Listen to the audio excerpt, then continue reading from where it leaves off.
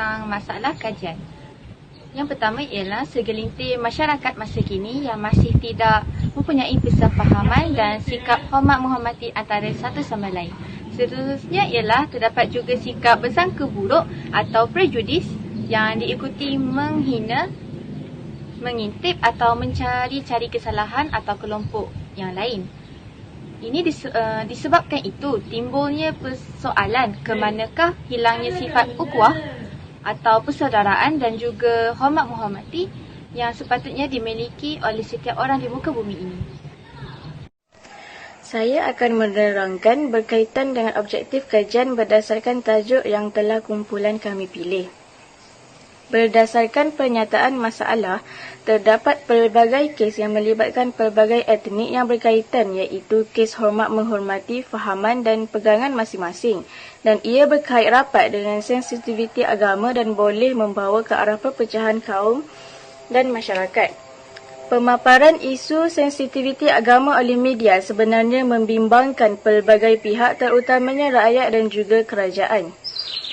Pernyataan masalah yang seterusnya ialah terdapat juga sikap bersangka buruk atau prejudis yang diikuti dengan menghina atau mencari-cari kesalahan orang atau kelompok lain. Rentetan daripada perkara tersebut, ia telah menyebabkan masyarakat semakin sensitif terhadap isu agama seperti isu kalimah Allah, pertukaran agama dan lain-lain. Objektif kajian yang dapat dikenal pasti oleh kumpulan kami berdasarkan pernyataan masalah ialah yang pertama, untuk menjelaskan sebab mengapa masih lagi terdapat segelintir masyarakat yang tidak mempunyai persefahaman dan juga sikap saling menghormati antara satu sama lain. Yang kedua, untuk menjelaskan bahawasanya tiada prejudis atau hina menghina seperti mana yang dilakukan oleh sebilangan kumpulan etnik di Malaysia. Seterusnya ialah kajian literatur. Dari segi bahasa, etnik berasal dari perkataan Yunani iaitu ethnos yang bermaksud orang. Etnisi ialah kekitaan sesuatu kumpulan etnik tertentu.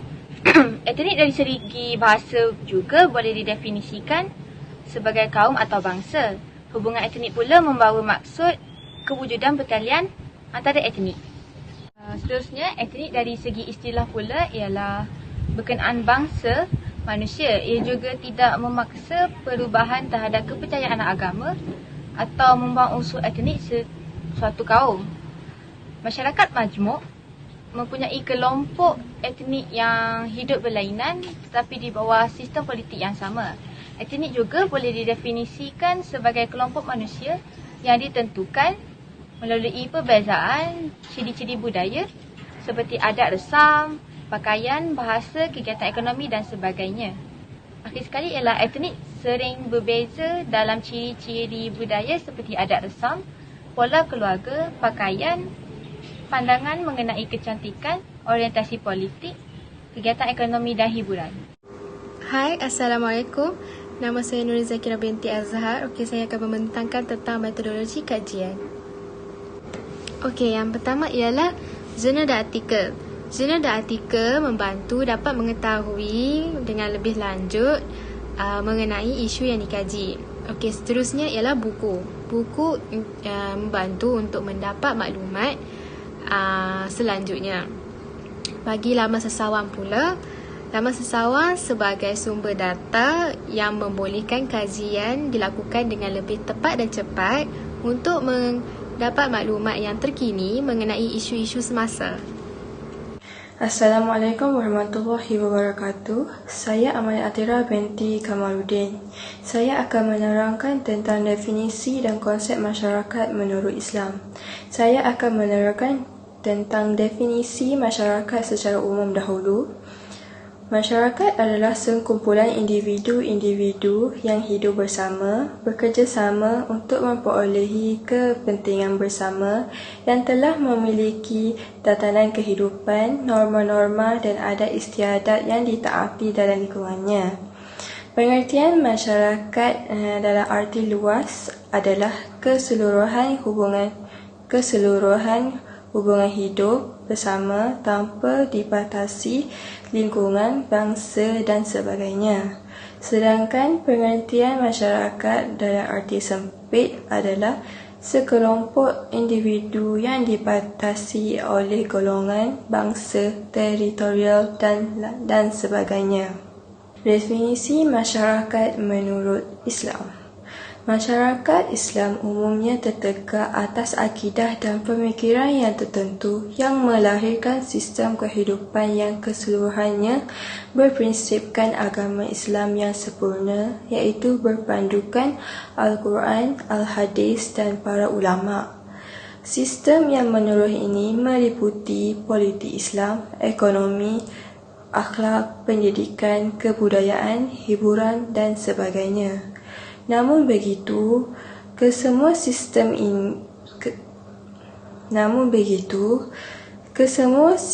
hidup ini perlulah bermatlamatkan ke arah penyerahan diri sepenuhnya kepada Allah Subhanahu Wa Taala. Konsep masyarakat menurut Islam. Islam telah menggariskan panduan hubungan kemasyarakatan yang dapat diperhatikan daripada terjemahan ayat ke-12 dan 13 surah Al-Hujurat. Islam melarang perbuatan azan, iaitu bersangka buruk, atau dalam istilah ilmu sosiologi disebut sebagai prejudis dan stereotip, iaitu menghina dan mengaibkan kelompok lain. Begitu juga dengan al-tajassus, iaitu mengintip atau mencari-cari kesalahan dan keaiban orang, dan al-ghibah, iaitu mengumpat. Allah Subhanahu Wa Taala juga mengiktiraf keperbagaian kaum, bangsa, puak dan etnik. Selain menandakan kekuasaan Allah menciptakan kepelbagaian ini, ia juga menunjukkan pengiktirafan Islam terhadap kewujudan semua jenis bangsa di dunia. Allah Subhanahu Wa Taala telah meletakkan matlamat pluraliti adalah perkongsian yang sihat dan ianya dapat digarapi melalui konsep kenal-mengenal. Kelemahan sesuatu bangsa atau budaya ditampung oleh kelebihan etnik lain adalah natijah perkongsian yang sihat. Penguasaan ilmu, teknologi, kemahiran dan pengalaman merupakan contoh perkongsian yang positif dalam masyarakat multi-etnik. Seterusnya, saya akan menjelaskan panduan etnik menurut Islam. Pertama, hubungan etnik menurut Al-Quran. Islam mengiktiraf kemuliaan setiap manusia tanpa mengira etnik.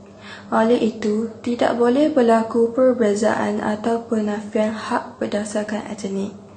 Hal ini menjelaskan manusia secara fitrah dijadikan Allah dalam bentuk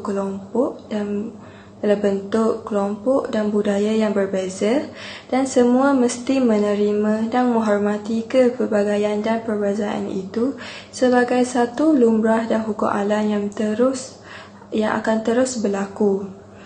Kepelbagaian dan perbezaan itu bukanlah faktor untuk berpecah belah dan bermusuhan. Seharusnya kita perlu mengenal dan membantu antara satu sama lain agar kedamaian dan kemakmuran hidup bersama dapat dicapai.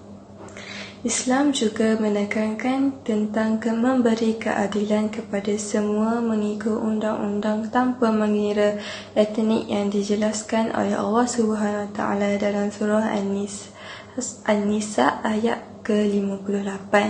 Seterusnya, Allah menegaskan bahawa perbezaan etnik itu tidak boleh menjadikan alasan untuk menafikan hak atau membezakan antara pelbagai etnik seperti mana dalam surah Al-Maidah ayat ke-8.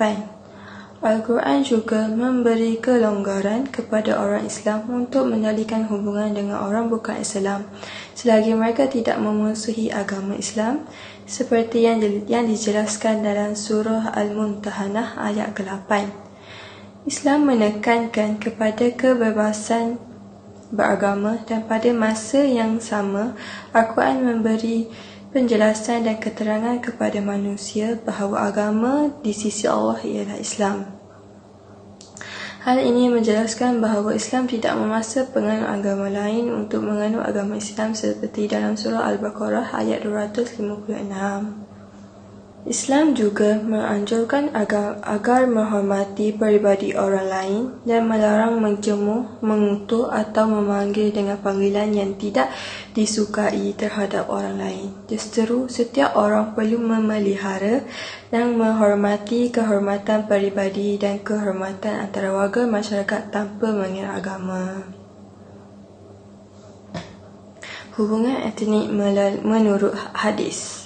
Islam dengan jelas melarang kepada pembelaan etnik sendiri dalam erti kata membantu dan membela etnik sendiri yang melakukan kesalahan.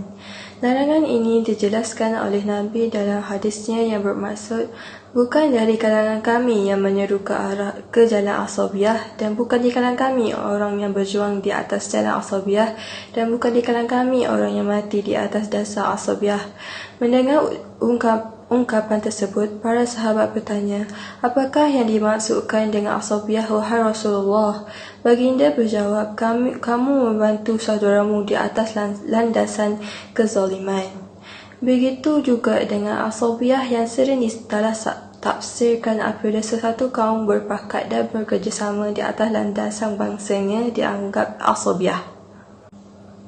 Asabiah pada dasarnya difahami sebagai semangat perkauman sempit dan hidup subur di zaman jahiliah kerana rasa cinta yang sangat mendalam terhadap suku kaum sendiri. Ia berlaku tanpa batas di mana mereka sanggup memperbunuhan dan berperang asalkan puak mereka menang. Di sini, kemenangan yang penting bukanlah kebenaran. Mereka membela kaum sendiri walaupun perbuatan tersebut membawa ketidakadilan dan kezaliman. Asabiah hanya akan menjadi masalah dan menimbulkan masalah sekiranya dijadikan suatu keyakinan berganti kepada Islam dan disertai dengan kefahaman yang karut yang jelas bercanggah dengan ajaran Islam. Berpandukan hadis ini, hujah yang mengatakan perjuangan memajukan bangsa sendiri sebagai asabiah tidak dapat diterima. Dalam konteks di Malaysia, usaha yang dapat dilakukan demi membawa kemajuan kepada orang Melayu tidak boleh dianggap asabiah. Hal ini kerana ia berlaku dalam semangat setia kawan yang tiada unsur kezaliman di mana usaha membantu orang Melayu dilaksanakan tanpa mengambil hak orang bukan Melayu dan disebabkan orang Melayu jauh ketinggalan dari kaum lain. Sesuatu perkara itu dianggap asabiah sekiranya kita membela dan membantu orang Melayu dalam melakukan kesalahan seperti yang telah dijelaskan oleh Rasulullah SAW. Assalamualaikum, nama saya Khairunisa. Seterusnya saya akan terangkan tentang cabaran yang dihadapi oleh setiap etnik di Malaysia. Sebenarnya terdapat pelbagai cabaran yang dihadapi oleh setiap etnik di Malaysia, iaitu cabaran dari segi politik, ekonomi, sosial, agama, globalisasi dan sebagainya. Pertama sekali kita akan lihat dari segi politik. Cabaran dari segi politik ini timbul apabila setengah masyarakat atau kaum yang tidak mahu menerima kepimpinan dari kaum lain selain kaumnya sendiri. Mereka akan sentiasa berburuk sangka dan mencari kesalahan yang dilakukan oleh pemimpin tersebut supaya jadikan bahan untuk menampakkan kepincangan kepimpinan tersebut. Setiap individu mempunyai pegangan dan prinsip mereka sendiri, dan setiap parti dan pemimpin juga akan mempunyai agenda mereka sendiri. Namun pun begitu, dapat juga parti yang memelihara dan mementingkan perpaduan kaum. Namun kebanyakan etnik memilih untuk menimbulkan perasaan kurang senang hati dan mengukuhkan semangat perkauman jika sesuatu tindakan yang diambil tanpa mendapat kata sepakat dari semua pihak. Isu-isu perkauman adalah seperti isu bahasa, isu pendidikan, kebudayaan, agama, kerakyatan dan ekonomi yang akan menyumbangkan kepada perpecahan kaum atau etnik jika disalahgunakan untuk tujuan politik. Okey, seterusnya, cabaran yang dihadapi ialah cabaran dari segi politik. Okey, cabaran dari segi politik ini dapat dilihat bahawa terdapat dua perkara yang perlu tekankan, iaitu penguasaan ekonomi dan perbezaan pekerjaan berdasarkan sektor ekonomi. Okey, pertama, penguasaan ekonomi dapat dilihatkan jurang yang luas bagi setiap etnik.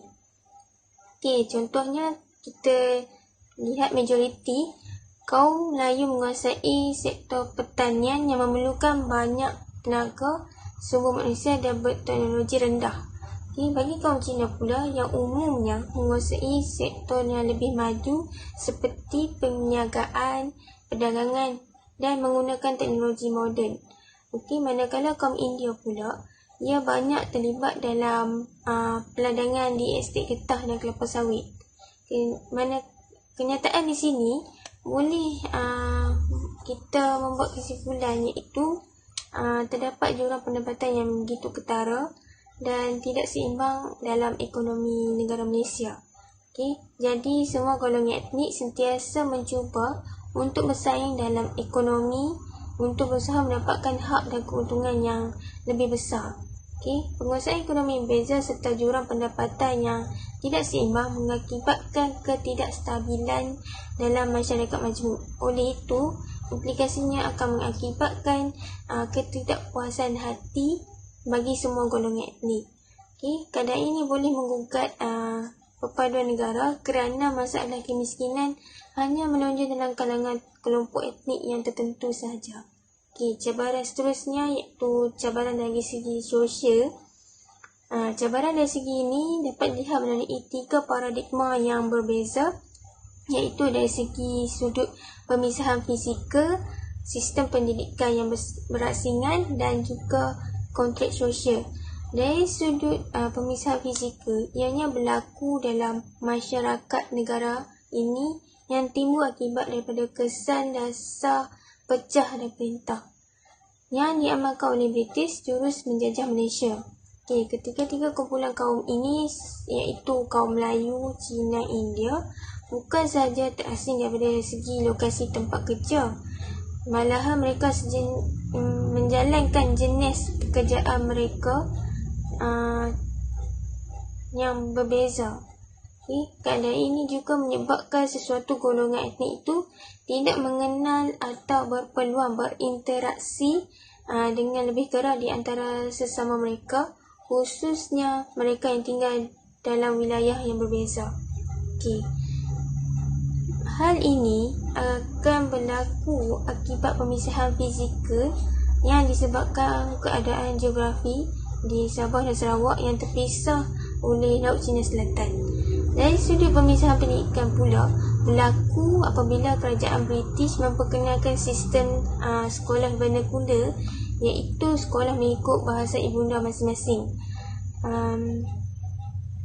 Hal ini kerana pada zaman penjajahan tersebut Tanah Melayu langsung tidak mempunyai dasar pendidikan yang jelas. Dari segi konteks sosial pula, ia adalah persetujuan yang dicapai sebelum mereka di kalangan para pemimpin. Okay. Iaitu para pemimpin Melayu, Cina dan India, dan parti-parti yang mereka wakili ialah UMNO, MCA dan MIC. Okay. Kontrak ini diwujudkan dengan tujuan untuk menyelesaikan perbezaan kepentingan diri atau kelompok masing-masing. Kontrak ini memastikan persetujuan yang dicapai akan kekal dan diwarisi turun-temurun kerana persetujuan dianggap memenuhi kepentingan yang berpanjangan dan mesti kekal selama-lamanya demi keamanan dan kemakmuran negara. Okey. Seterusnya, kita lihat cabaran dari segi agama. Cabaran nilai adalah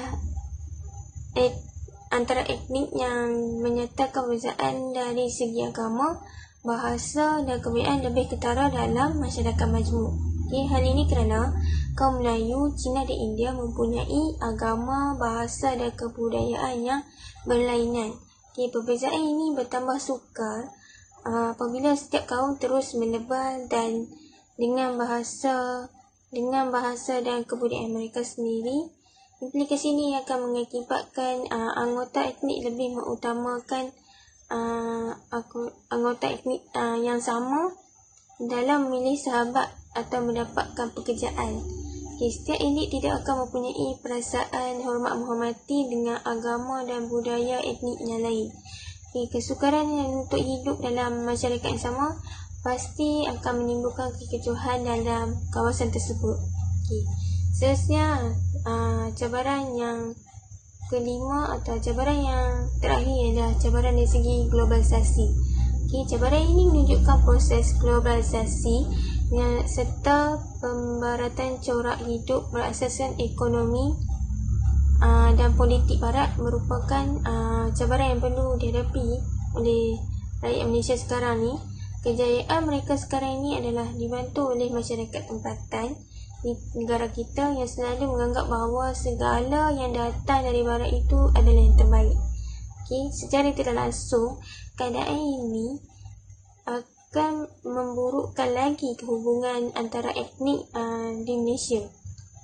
Cabaran globalisasi ini terdiri daripada pelbagai perkara, antaranya secara fizikal iaitu ketenteraan atau serangan, seterusnya serangan pemikiran atau doktrin dan mewujudkan hasutan supaya berpaling tadah terhadap negara sendiri. Antara ketiga-tiga perkara ni, serangan pemikiran yang paling banyak berlaku. Hal ini kerana kebanyakan dari segi kita suka berfikiran berkiblatkan barat. Contoh yang paling ketara adalah dari segi pemakaian kita, genre lagu dan fashion rambut. Assalamualaikum warahmatullahi wabarakatuh. Nama saya Nur Aliana Risa binti Abdul Rahman. Sekarang saya akan menerangkan peranan masyarakat untuk menangani masalah etnik. Yang pertama adalah peranan komuniti rukun tetangga. Skim rukun tetangga diperkenalkan bagi membolehkan rakyat mengawal keselamatan di kawasan perumahan masing-masing. Pada 1 Januari 1983, kerajaan telah memperkenalkan satu pembaharuan dengan memberi penekanan kepada konsep kejiranan bagi tujuan untuk memupuk serta mengukuhkan semangat kejiranan dalam kalangan masyarakat setempat. Komuniti rukun tetangga telah menyediakan pelbagai aktiviti seperti amalan kunjung-mengunjung semasa hari perayaan dan juga aktiviti seperti pendidikan tidak formal, kursus motivasi dan ceramah kesihatan. Terdapat juga aktiviti lain seperti aktiviti sukaneka, rekreasi dan gotong royong. Peranan yang kedua ialah mengadakan rumah terbuka. Setiap kali perayaan mesti akan diadakan rumah terbuka. Setiap golongan etnik di Malaysia akan mengunjungi ke rumah jiran tetangga walaupun berbeza etnik. Contohnya pada Hari Raya Aidilfitri, etnik Cina, India, Kadazan dan sebagainya akan mengunjungi ke rumah orang Melayu. Contoh yang lain pula, ketika perayaan Tahun Baru Cina, etnik Cina akan menyediakan makanan yang halal untuk orang Melayu. Keharmonian etnik, hubungan etnik sentiasa terjalin kukuh dalam kalangan masyarakat serta memahami dan menghormati budaya masing-masing. Peranan masyarakat yang ketiga ialah penerimaan budaya. Masyarakat bukan Melayu di Malaysia mula menerima budaya orang Melayu dari segi pakaian dan makanan dan begitu juga sebaliknya. Contohnya, orang bukan Melayu memakai baju kurung dan baju Melayu pada hari Jumaat. Dan bagi orang Melayu pula, mereka menggunakan sampul ataupun ampau yang terkenal di kalangan orang Cina untuk memberi duit raya. Dan peranan yang terakhir ialah mengadakan pelbagai program di institusi pengajian tinggi. Hal ini bagi menggalakkan aktiviti dan program yang menjurus kepada perpaduan kaum dalam kalangan mahasiswa. Contohnya Pesta Tanglung, di mana bukan sahaja pelajar Cina yang terlibat tetapi pelajar dari etnik lain juga terlibat. Seterusnya, Majlis Perwakilan Pelajar tidak hanya dipimpin oleh satu kaum tapi juga turut didominasi oleh kaum yang lain. Kandungan khusus di semua institusi pendidikan harus menitik beratkan aspek-aspek pendidikan yang harmonis dalam sesebuah masyarakat pelbagai kaum. Seterusnya ialah persediaan untuk menangani ajaran dan fahaman yang berbeza. Yang pertama ialah iman asas kualiti insan. Iman mempunyai kaitan yang teguh dengan kualiti insan. Ia adalah asas bagi setiap perbuatan dan tindakan manusia yang memberikan kesempurnaan kepada seseorang kerana keimanannya. Melalui iman, manusia akan terselamat daripada sebarang ancaman kerana mereka telah dilindungi oleh iman yang teguh. Dengan iman, seseorang itu dapat membezakan yang mana benar dan yang mana salah. Oleh itu, beriman kepada Allah akan memberikan kepuasan dan kebersihan hati dan fikiran. Persediaan yang kedua ialah persediaan syariah asas setiap ajaran. Hal ini bagi memastikan sama ada sesuatu ajaran itu bercanggah dengan Islam, Al-Quran dan hadis. Berdasarkan beberapa kajian, beberapa ajaran sesat ternyata terpengaruh oleh ajaran batiniah di mana cuba meruntuhkan Islam dan akidahnya, menggugurkan taklif dan syarak, menafikan Nabi Muhammad SAW dan syariat. Ada juga yang menafikan ketuhanan Allah Subhanahu Wa Taala seperti mengaku dirinya Tuhan dengan tujuan untuk membebaskan diri dari larangan dan ikutan syarak. Oleh itu, apa yang dituntut pada setiap orang mukmin ialah berpegang dengan syariah.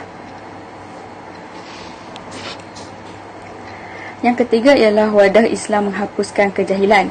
Mencari dan menuntut ilmu pengetahuan adalah wajib dilaksanakan oleh setiap orang Islam.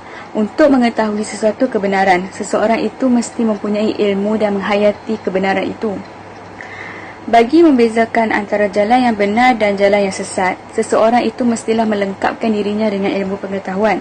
Selain itu, seseorang itu juga dapat mengetahui ciri-ciri kesesatan supaya tidak terjatuh ke dalamnya.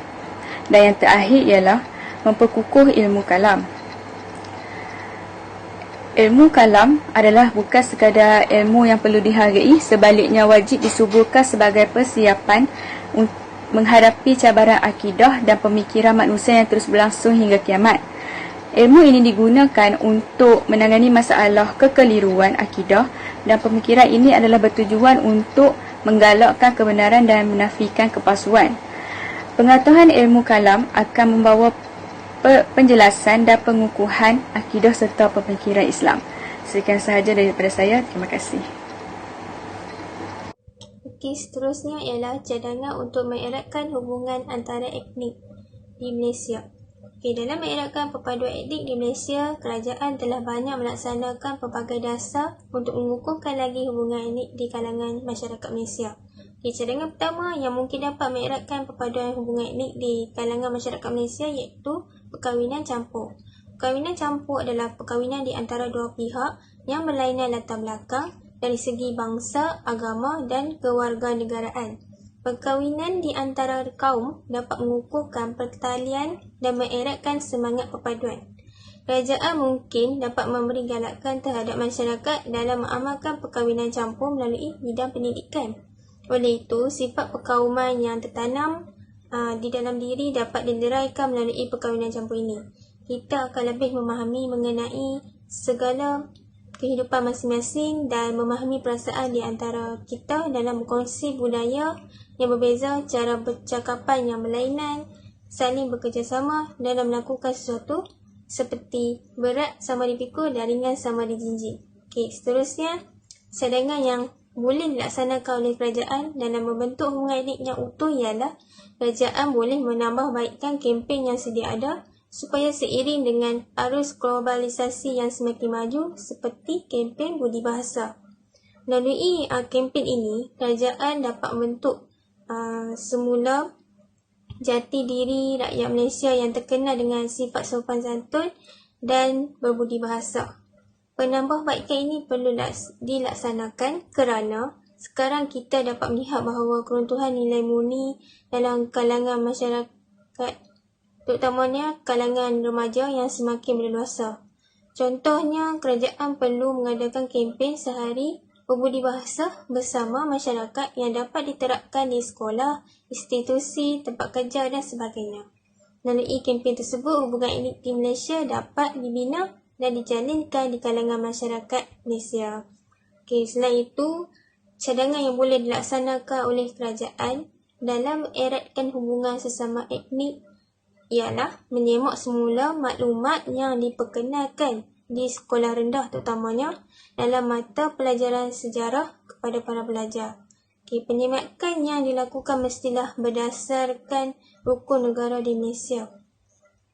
Hal ini dikatakan demikian kerana pembelajaran mata pelajaran sejarah tersebut akan memberikan penekanan yang khusus terutamanya soal perhubungan kaum dalam memberikan maklumat sejarah kepada para pelajar.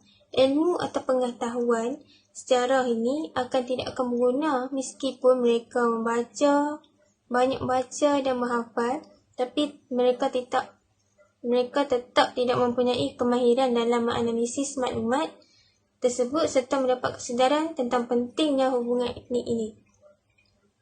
Jadi, mata pelajaran sejarah tersebut diwajibkan untuk lulus bagi semua para pelajar, supaya para pelajar tidak memandang mudah kepada subjek itu. Oleh itu, para pelajar akan lebih mendalami dan memahami akan sejarah negara kita.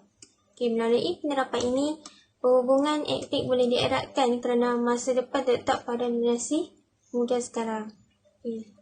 Selain itu, kerajaan juga perlu menerapkan mata pelajaran sejarah di peringkat universiti, iaitu kepada mahasiswa dan mahasiswi supaya mereka bersikap lebih bertanggungjawab dalam mengambil sebarang tindakan atau kegiatan harian yang mereka lakukan. Di peringkat ini, mereka perlu mendalami rukun negara untuk memahami apa yang dimaksudkan dan apa yang perlu dijadikan sebagai subjek dalam mata pelajaran sivik dan kewarganegaraan. Semangat patriotisme perlu diterapkan dan dijalankan dalam kegiatan kurikulum sejak dari peringkat sekolah rendah lagi. Oleh itu, melalui cadangan ini, kerajaan akan dapat menerakkan lagi hubungan etnik di Malaysia. Cadangan yang mungkin dapat mengeratkan lagi paduan etnik di kalangan rakyat masyarakat Malaysia ialah kerajaan perlu memperbanyakkan iklan-iklan yang berkaitan dengan kebudayaan. Melalui iklan yang dibuat, masyarakat dapat memahami dengan jelas mengenai unsur-unsur yang terkandung dalam kebudayaan sesuatu kaum tersebut. Kerajaan sentiasa berwaspada dalam menyiarkan sebarang iklan apabila melibatkan isu-isu perkauman yang sangat sensitif. Hal ini kerana pada masa ini, media massa merupakan tempat yang dikatakan satu sumber yang benar dan dipercayai. Sekarang ni kita dapat melihat bahawa banyak iklan yang telah dilakukan oleh kerajaan yang diterapkan dengan nilai-nilai kebudayaan. Namun, usaha yang dilakukan mestilah diteruskan dan ditambah baikkan mengikut peredaran masa atau zaman yang semakin maju ke hadapan ini. Contohnya, filem atau drama yang berunsurkan perkauman perlu diperbanyakkan dalam siaran televisyen kerana melalui filem atau drama tersebut ia dapat menyiarkan dengan memberikan kesan yang positif kepada rakyat Malaysia dalam eratkan lagi hubungan etnik di kalangan rakyat Malaysia. Seterusnya adalah aplikasi hubungan etnik menurut Islam. Malaysia merupakan sebuah negara yang unik dengan kewujudan pelbagai etnik, budaya dan juga agama. Aplikasi dan penghayatan nilai murni bukan sahaja diamalkan oleh masyarakat Islam. Ringkasnya, mana-mana kaum di negara, sama ada Cina, India maupun Melayu, asasnya amat menitik beratkan persoalan akhlak dan nilai-nilai murni dalam masyarakat berbilang bangsa, apatah lagi dalam usaha ke arah mencapai wawasan 2020. Antara langkah aplikasi hubungan etnik dalam konteks Malaysia adalah yang pertama, kemesraan komunikasi. Penggunaan bahasa yang baik dan bersopan santun menjadi asas dalam menghasilkan komunikasi yang baik dan berkesan serta mengelakkan sikap sombong dan memandang rendah. Rakyat Malaysia ini terkenal dengan sifat ramahnya. Islam mengajarkan umatnya agar sentiasa menjaga tutur kata tanpa mengira dengan sesiapa pun seseorang itu berkomunikasi. Rasulullah SAW sendiri sentiasa berbicara dengan lunak dan sopan serta tidak menyakiti hati orang lain. Yang kedua adalah budaya ziarah menziarahi. Islam sangat menggalakkan umatnya untuk memperbaiki hubungan silaturahim dan persaudaraan. Pada hari ini, budaya ziarah menziarahi agak suram disebabkan kecanggihan dan perkembangan teknologi moden. Dengan wujudnya media sosial, orang ramai sekadar bertanya khabar di ruang maya tanpa adanya amalan ziarah-menziarahi. Sebaliknya, generasi dahulu, oleh kerana tiadanya kemudahan alat komunikasi dan juga kekurangan kemudahan pengangkutan, kebiasaannya seseorang akan bertandang dan bermalam di rumah saudara atau waris apabila hendak ke sesuatu tempat. Langkah yang ketiga adalah mengambil berat. Sikap mengambil berat ini perlu diamalkan dalam kalangan masyarakat, terutama di kawasan kejiranan. Semangat kejiranan yang tinggi dan sentiasa mengambil berat terhadap keadaan sekeliling akan memastikan masyarakat sentiasa berada dalam keadaan selamat dan terpelihara. Langkah yang keempat, hormat menghormati. Hormat menghormati antara satu sama lain walaupun berlainan agama, budaya dan pandangan.